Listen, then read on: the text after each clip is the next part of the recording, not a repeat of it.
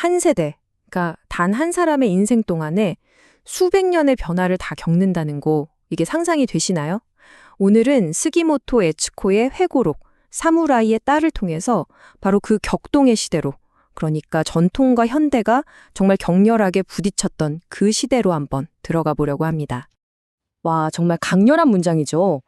이게 그냥 책의 부제가 아니에요.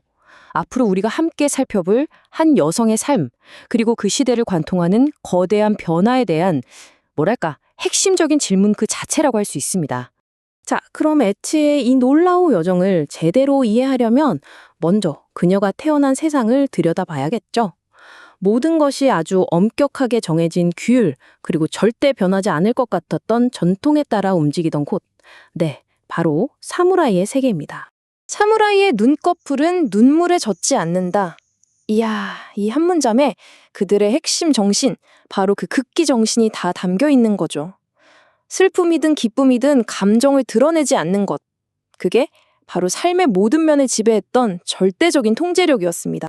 이보세요. 곱슬머리는 짐승의 털과 같다는 것을 모르느냐? 사무라이의 딸이 짐승을 닮으려 해서는 안 된다. 와, 정말 상상도 못할 말이죠.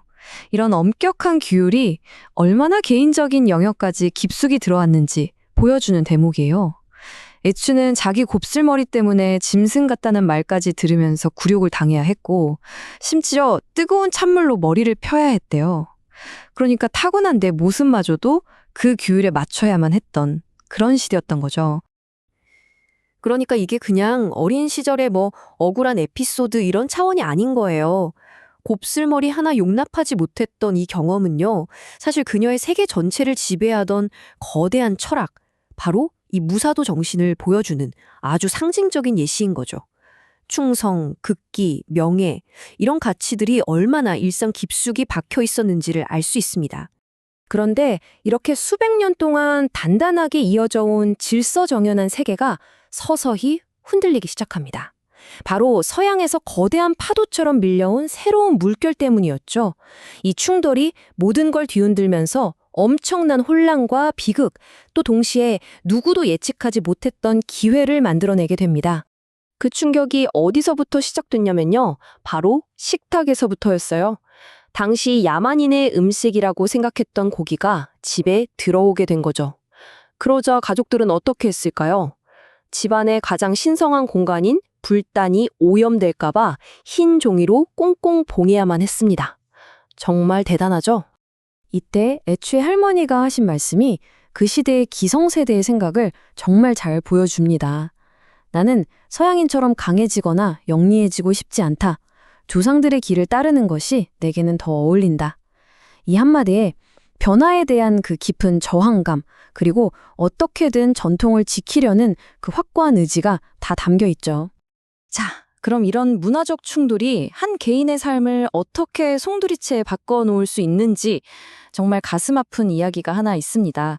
바로 가족의 친구였던 사무라이 도다 씨의 이야기인데요. 이분의 삶이 바로 그 시대의 비극을 압축해서 보여주는 것 같아요. 한때는 모두에게 존경받던 높은 지위의 사무라이였어요.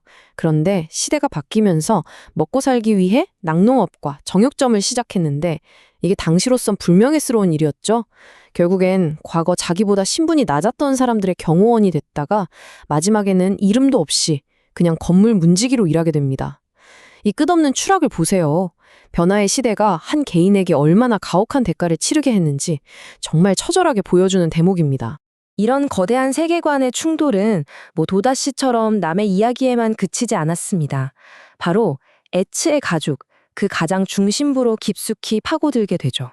가문을 위해 정해진 길을 가야 하는 의무, 그리고 나 자신의 욕망, 이 두 가지가 정면으로 부딪히면 과연 어떤 일이 벌어질까요?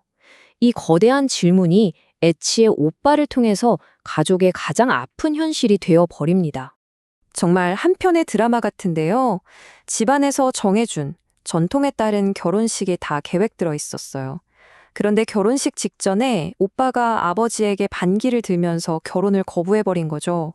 아버지는 경로에서 내게 아들은 없다고 선언해버립니다. 그렇게 수년간 의절하고 지냈어요. 하지만 아버지가 돌아가시기 직전에 마지막 편지를 보내옵니다. 거기엔 이렇게 쓰여 있었죠. 이제 네가 이나가키 가문의 가장이다. 아들아, 너를 믿는다. 정말 감동적인 용서와 화해의 순간이었던 거죠. 하지만 그 화해의 순간이 오기 전까지 오빠는 어떤 존재였을까요? 바로 이 숫자, 1입니다.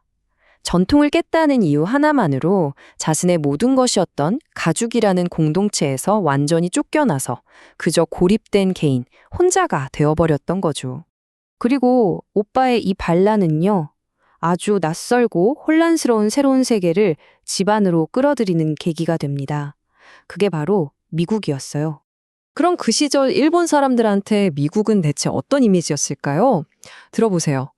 붉은 얼굴에 머리색이 밝은 야만인들이 사는 곳, 발 뒤꿈치가 없어서 신발에 나무 토막을 대고 다니는 사람들, 심지어 아기들의 피로 붉은 담요를 염색한다는 정말 흉흉한 소문이 가득했죠. 여기에 오빠가 미국에서 사기를 당했던 개인적인 경험까지 더해지면서 그들에게 미국은 정말 기이하고 두려운 미지의 세계 그 자체였습니다.